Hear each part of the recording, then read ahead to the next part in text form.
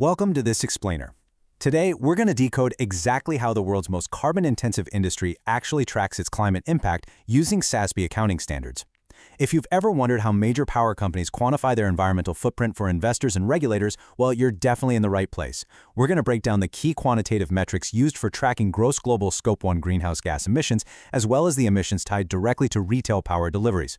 Right off the bat, let's dive into this by acknowledging the sheer scale of what we're talking about here. Electricity generation represents the single largest source of greenhouse gas emissions in the entire world. We're talking primarily about carbon dioxide, methane, and nitrous oxide, basically the unavoidable byproducts of fossil fuel combustion.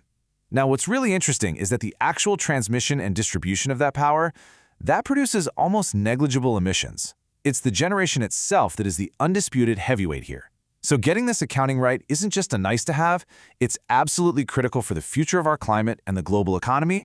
To make sense of how utilities manage this immense responsibility, we'll be following a 5-part roadmap today. 1. The carbon heavyweight. 2. Decoding Scope 1 emissions. 3. The regulatory web. 4. Tracking power deliveries. And finally, 5. The path forward. All right, let's kick things off with Section 1, the carbon heavyweight, and really understand the industry's stakes. You see, tracking these emissions isn't just some environmental necessity. It's a massive financial imperative for electric utilities. At its core, carbon tracking is fundamentally about financial risk management. Think about it. If a power generator fails to accurately estimate their capital expenditure needs or their permitting costs as environmental regulations inevitably tighten, they are looking at severe financial hits. We're talking massive asset write-downs, the sudden, unexpected costs of buying carbon credits, and huge spikes in day-to-day operating expenses. But on the flip side, being proactive and cost-effectively reducing those greenhouse gas emissions, that creates a massive competitive advantage. It helps utilities avoid stranded assets, which are literally power plants that might become entirely obsolete or even illegal to run before they've even paid for themselves. And that brings us to what is basically our Rosetta Stone for today, the specific SASB standards table for electric utilities and power generators. Notice those exact metrics highlighted right there in the top rows, IFEU 110A1 and 110A2. These specific metrics serve as the ultimate environmental ledger. They provide a strictly standardized way for utilities to report their greenhouse gas emissions and their resource planning. And this data right here is exactly what financial analysts use to evaluate those huge risks we were just talking about. Moving right along to Section 2, decoding Scope 1 emissions, specifically focusing on metric IFEU 110A.1. So, what does this first core metric actually mean for a utility on a day-to-day basis? Well, by definition, Scope 1 acts as a raw, completely unfiltered look at a utility's direct pollution. We're talking emissions from their stationary production facilities, their office buildings, and yes, even their transportation fleets.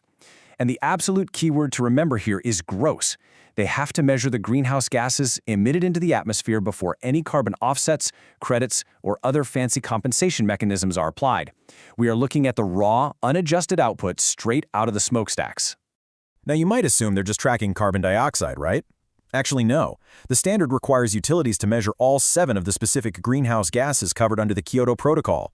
So that includes methane and nitrous oxide, but also some serious industrial heavy hitters like sulfur hexafluoride and nitrogen trifluoride. And this presents a real accounting challenge, because these gases behave very differently in the atmosphere and trap heat at wildly different rates. I mean, how do you mathematically add a ton of methane to a ton of carbon dioxide in a way that actually makes any sense? Well, here is how the SASB standard solves that exact puzzle. They use the Intergovernmental Panel on Climate Change's 100-year global warming potential values. Using this specific framework, all of those wildly different gases we just looked at are mathematically converted into one neat, highly comparable ledger entry called CO2 equivalent, or CO2e.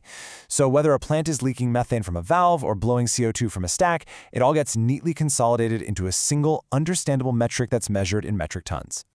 Okay, let's jump into Section 3, the regulatory web, and see how utilities navigate compliance. Now that we know exactly what gases we're actually counting, we really need to look at the legal landscape, because it's not enough for a utility to just report a single massive emissions number. They must legally report the percentage of their emissions covered by 2 very different types of rules. On one hand, we have emissions limiting regulations. These are the laws that actually cap and tax the carbon. Think of the Cap and Trade program in California or the European Union emissions trading scheme. On the other hand, we have emissions reporting regulations. These simply demand that the data be published to regulators or the public, but they don't impose any direct financial cost or limit on the actual output.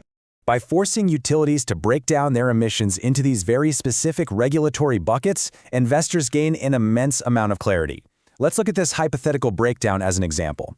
If 45% of utilities' emissions are already under limiting regulations, will they have an immediate, very concrete financial incentive to decarbonize? But look at the rest.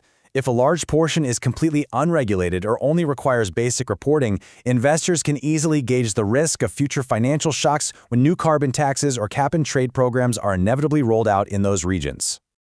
That brings us to Section 4, Tracking Power Deliveries, and our second key metric, IFEU 110A2. This second vital metric completely shifts our focus from raw power generation to the actual delivery of retail electricity to consumers. It essentially traces the environmental footprint of a kilowatt all the way from the plant to your home. Because utilities constantly buy and sell power on the open market, figuring out the exact carbon footprint of the electricity they finally deliver requires a very precise formula. First, they sum up the emissions from the power plants they actually own. Then, they calculate and add the emissions from any power they purchased from third-party generators. And finally, they subtract the emissions tied to any power they didn't deliver to retail customers, but rather resold at the wholesale level. And here is where the SASB standard gets incredibly thorough. Utilities simply cannot ignore the laws of physics. When they are tracking these power deliveries, they must legally account for the emissions of electricity that just dissipates and is lost in the transmission lines. Because at the end of the day, they had to generate that power and emit carbon to do it. Even if that electricity never reached a paying customer, it stays firmly on their environmental ledger. It's a rule that forces total accountability for grid inefficiency. Finally, let's bring it all together in Section 5, the path forward, strategy, and targets. So, how does all this highly detailed, somewhat complex data actually drive a utility's long-term strategy? Well, all this counting isn't just an accounting exercise for its own sake. This meticulous tracking is exactly what allows utilities to survive and thrive in a transitioning economy. By knowing their precise Scope 1 baseline and their exact regulatory exposure, utilities can plan massive, multi-decade infrastructure investments.